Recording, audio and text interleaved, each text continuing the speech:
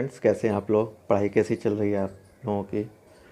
अब आज हम डिस्कस करेंगे क्लास 8 का हिस्ट्री का पार्ट 1 का चैप्टर फर्स्ट है, हाउ, व्हेन एंड वेयर।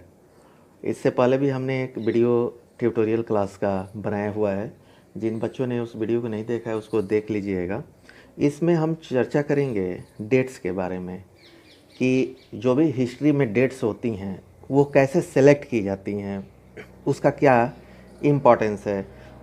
जिन बच्चों ने चैनल को सब्सक्राइब नहीं किया है, कृपया चैनल को सब्सक्राइब कर लीजिएगा ताकि वीडियो जो है टाइमली आप लोगों को मिलता रहेगा और आप लोगों की पढ़ाई टाइमली होती रहेगी। जो भी हम चैप्टर्स कवर करते हैं उसका जो है एक्सरसाइज का आंसर जो है हम अपने साइट www.fullexpand.com पे अपलोड कर देते हैं। वहाँ से जाकर के आप लोग नोट्स को लिख सकते हैं और अपनी तैयारी जो है टाइमली कर सकते हैं। अब हम देखते हैं कि डेट्स क्यों इम्पॉर्टेंट है।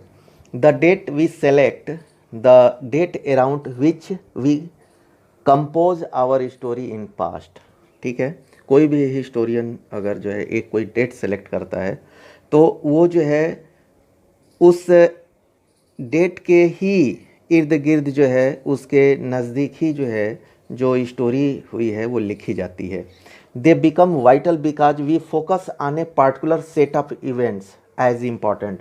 मतलब कि उस डेट्स में जो इम्पॉर्टेंट एक्टिविटीज़ होती हैं उसको जो है उसमें दिखाया जाता है। तो ये जो है वेरी वेरी इम्पॉर्टेंट है डेट्स के।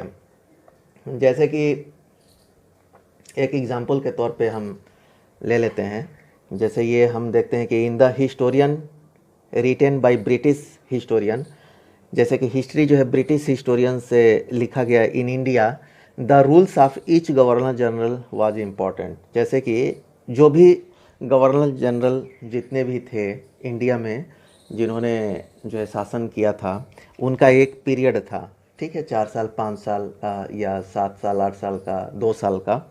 तो उस पीरियड में क्या क्या इंसिडेंट हुई हैं उसके बारे में डिस्कस किया गया है।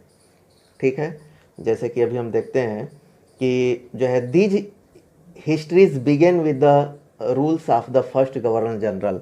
और इन्होंने जितने भी गवर्नर जनरल ने इंडिया में रूल किया है सबका लिखा है। तो फर्स्ट गवर्नर जनरल जो है वारेन हेस्टिंग्स थे, ये आप लोगों को याद रखना पड़ेगा। And ended with the last viceroy Lord Mountbatten. ठीक है, in separate chapter we read about the deeds of others. मतलब कि अदर्स जो भी थे उनके क्या क्या काम उन्होंने किया था। ठीक है, सोसाइटी के बारे में, वेलफेयर के बारे में, वो सब जो है इसमें डिस्कस करेंगे।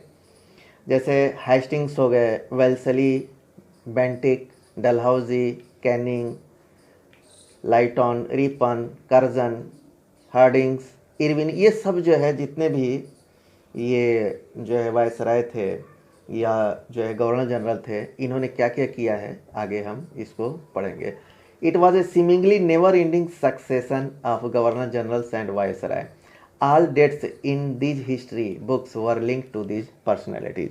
मतलब जो उन्होंने बुक लिखा था जो हिस्टेरियन ने, वो इन पर्सनालिटीज़ के इर्द गिर्द ही रहा। टू देयर एक्टिविटीज़, उन्होंने क्या क्या एक्टिविटीज़ किया, क्या पॉलिसी बनाया, क्या उनका अचीवमेंट रहा। It was as if there was nothing outside their lives that was important for us to know. लेकिन जो है इनके लाइफ के इर्द गिर्द ही रहा कि क्या उन्होंने पॉलिसी बनाया, कैसे कैसे क्या किया। लेकिन इसके अलावा भी कुछ जो चीज़ें थी जो इंडिया में हुई वो भी इम्पॉर्टेंट है। ठीक है, अभी हम आगे देखेंगे। When history is written it is divided into chapters. वो जो जब हिस्ट्री लिखी जाती है तो उसको चैप्टर्स में ही डिवाइड कर देते हैं। And each chapter has some coherence, मतलब कि एक चैप्टर दूसरे चैप्टर से लिंक रहता है। ऐसा नहीं है कि जो है इसमें कुछ और हम हिस्ट्री में बता रहे हैं, सेकेंड चैप्टर में कुछ और। तो मतलब वो लिंक्ड रहते हैं, कोहेरेंस रहता है। ठीक है, In histories that revolves around the life of British Governor General, the activities of Indians simply do not fit। अब एक एग्जाम्पल हम देखते हैं कि जो भी हिस्ट्री जो है लिखी जाती है, जैसे कि गवर्नर जनरल के बारे में जो है लिखा जा रहा है, उनकी एक्टिविटीज़ के बारे में, उन्होंने अगर कोई रिफॉर्म किया है तो उसके बारे में, तो उसमें इंडियंस का जो है कोई भी एक्टिविटी फिट नहीं होगा, उसके लिए हमें दूसरा जो है पार्ट लिखना पड़ेगा। तो clearly we need another format for our history. This would mean that the old dates will no longer have to significance then earlier had. A new set of dates will become more important for us to know. तो इसमें अब Indians का क्या culture था, कैसे थे, तो इसके लिए एक अलग जो है डेट्स वगैरह जो है आएंगे। तो ये जो है हमने ये देखा कि डेट्स जो है कैसे स्टार्ट करते हैं और कैसे जो है उसका इम्पोर्टेंस है। हाउ डू वी पीरियडाइज, मतलब कि हम किसी भी हिस्ट्री को प्रॉपरली एक्सप्लेन करने के लिए उसको 3 पार्ट में बांट दिया गया है, जैसे कि एंशिएंट है, मिडिवल है एंड मॉडर्न। इसी बेसिस पे हम जो है पूरी हिस्ट्री को पढ़ते हैं। तो अभी हम देखेंगे कि क्यों पीरियडाइज करते हैं, इसकी जो है क्या इम्पोर्टेंस है, इससे क्या सुविधाएं होता है। इससे पहले हम एक देखेंगे कि इन 1870 जेम्स मिल जो है एक Scottish economics and political philosopher थे। उन्होंने एक बुक जो है पब्लिश किया था जिसमें उन्होंने 3 वॉल्यूम दिया था, ठीक है, और उसका नाम जो इन्होंने दिया था a history of British India, ठीक है। उनका जो है जो बुक लिखे थे उसका नाम था a history of British India. In this he divided Indian history into 3 periods. उन्होंने इसको 3 पीरियड में बांटा था, हिंदू, मुस्लिम एंड ब्रिटिश, ठीक है। तो ये जो है 3 पीरियड में जो हिंदू, मुस्लिम एंड ब्रिटिश को डिवाइड किया था, तो ये जो है बहुत एक्सेप्टेड हुआ। This periodisation came to be widely accepted. Can you think of any problem with this? तो यस, इसमें जो है प्रॉब्लम्स तो थे। Why do we try to divide history into different periods? We do so in attempt to capture the characteristic of the time. हम उस time के characteristic को कैप्चर करते हैं कि उस समय जो है क्या सिचुएशन था, उसके बाद जो है क्या सिचुएशन हुआ, तो उसके टाइम के कैरेक्टरिस्टिक को हम कैप्चर करते हैं। Its central feature as they appear to us. So the term through which the periodize it is demarcate the difference between period. तो वो जो है पीरियड्स के बीच में क्या क्या जो है डिफरेंसेस थे उसको जो है ये दिखाता है कि जैसे हिंदू के समय क्या क्या जो है इकोनॉमिक सिचुएशन क्या थी, सोशल सिचुएशन क्या थी, मुस्लिम के रीजन में क्या थी, एंड ब्रिटिश के समय जो है क्या थी। सिग्निफिकेंस है the change from one period to the next, मतलब इसमें क्या था, इसमें क्या है, और ब्रिटिश रूल में क्या मिला।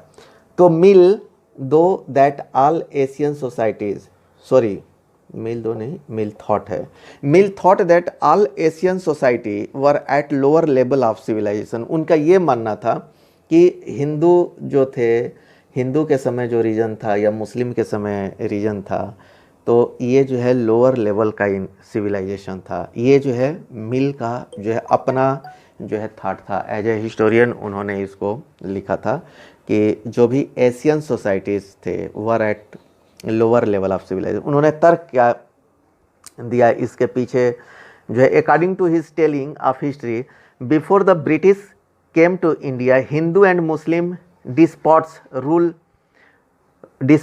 The country. डिस्पॉट्स मतलब होता है क्रूअल तरीके से, ऑपरेसिव तरीके से, डिक्टेटर तरीके से जो है इन्होंने जो है इंडिया को रूल किया। और उस समय जो है रिलीजियस इंटॉलरेंस थे, जैसे एक धर्म को अगर कोई दूसरा धर्म जो है बड़ा जो है कुछ अगर उल्टा सीधा बोल देता है तो वो जो है इंटॉलरेंस, लड़ाई हो जाती थी उसके लिए। कास्ट टैबूस थे, मतलब कुछ कास्ट को जो है बिल्कुल वर्जित किया गया था कि आपको इधर इस जगह पे जो है नहीं जाना है। एंड सुपरस्टिशियस प्रैक्टिसेस डोमिनेटेड, और अंधविश्वास जो है डोमिनेट जो है करते थे। ये ऐसा जो है मिल का थॉट जो है था। और उन्होंने ये बोला कि to do this was necessary to introduce European minor arts, ठीक है। और उन्होंने बोला कि यूरोपियन सिविलाइजेशन को ऐसे में लाना जरूरी था। मिल इनफैक्ट सजेस्टेड, और वो जो है इनफैक्ट उन्होंने ये भी सजेस्ट किया था कि that the British would conquer all the territories of India. उनका ये मानना था कि ब्रिटिश को जो है पूरी जो है इंडियन रीजन को जो है पूरे इंडिया को जो है जीतना चाहिए, to ensure the enlightenment and happiness of the Indian people. मतलब कि जो भी ये सब बुराइयां उन्होंने मिल्स ने जो है बताया था कि वो सब बुराइयां जो है दूर हो जाएंगी। For India was not capable of progress without British help, और उनका ऐसा मानना था कि इंडिया जो है विदाउट ब्रिटिश हेल्प के जो है प्रोग्रेस नहीं कर पाएगी। बट ये जो है थाट जो है सही नहीं था। In this in idea of history British rule represented all the forces of progress and civilisation.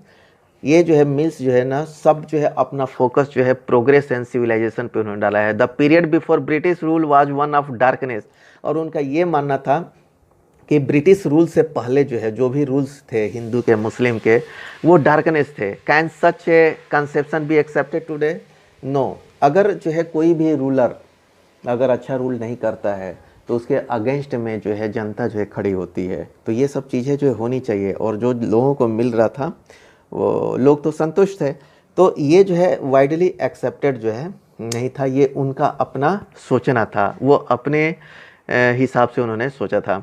तो in any case can we refer to any period of history as Hindu or Muslim did not a variety of faith exist simultaneously in this periods? क्या other कोई जो है religious नहीं थे faith? Why should we characterize an age only through the religion of one ruler to time? To do so, it suggests that the lives and practices of other do not really matter. मतलब कि हिंदू का जो reason था जो है जो शासन था, इसका मतलब कि उस समय कोई मुसलमान या क्रिश्चियन का कोई वैल्यू नहीं था, या मुस्लिम उनका क्या कंडीशन था उसके बारे में कोई डिस्कस नहीं था। तो ये जो है वाइडली एक्सेप्टेड जो है नहीं था। ठीक है, तो ये जो है मिलर का कुछ तो एक्सेप्टेड उन्होंने किया था जिस समय इनकी बुक आई थी ए हिस्ट्री ऑफ ब्रिटिश इंडिया, उस समय जो है ये वाइडली एक्सेप्टेड हुआ था। बट जैसे जैसे टाइम बीतता गया और जो है एडवांसमेंट होता गया हिस्ट्री में, तो ये थॉट्स जो है धीरे धीरे ख़त्म होने लगे। Moving away from the British classification, historian have usually divided ancient, medieval and modern. उन्होंने जो है 3 पार्ट में जो है हिस्टोरियन ने जो हिस्ट्री को डिवाइड किया, एंशिएंट, मिडिवल एंड मॉडर्न, जिसको जो है प्राचीन, मध्यकालीन युग और आधुनिक युग जो है बोलते हैं। Under British rule people did not have equality, जैसे कि मिल्स के हिसाब से जो है सब कुछ ठीक ठाक चल रहा था, प्रोग्रेस था, लेकिन under British rule people did not have equality, उस समय भी इक्वालिटी नहीं था, फ्रीडम नहीं था, लिबर्टी नहीं था, नार the period one of economic growth and progress. ठीक है, और उस समय नहीं इकोनॉमिक ग्रोथ था और जो है ज़्यादा जो है प्रोग्रेस हुआ था। तो हिस्टोरियन जो है इसको जो है कॉलोनियल पीरियड बोलते हैं। हिस्टोरियन इसको क्या बोलते हैं? कॉलोनियल पीरियड जो है बोलते हैं। तो इस तरह जो है हमने देखा कि डेट्स कैसे इम्पोर्टेंट है, और जो है हम पीरियडाइज़ क्यों करते हैं, किसी भी हिस्ट्री को जो है पीरियडाइज़ करके स्टडी करने से क्या फ़ायदा होता है। तो जिन बच्चों ने चैनल को सब्सक्राइब नहीं किया है वो चैनल को सब्सक्राइब कर लीजिएगा, और जो भी हम चैप्टर्स कवर करते हैं उसका एक्सरसाइज का आंसर जो है हम अपने साइट www.fullexpand.com पे अपलोड कर लेते हैं। वहाँ से जा कर के आप जो है लिख सकते हैं और अपनी तैयारी टाइमली कर सकते हैं। Okay, thank you.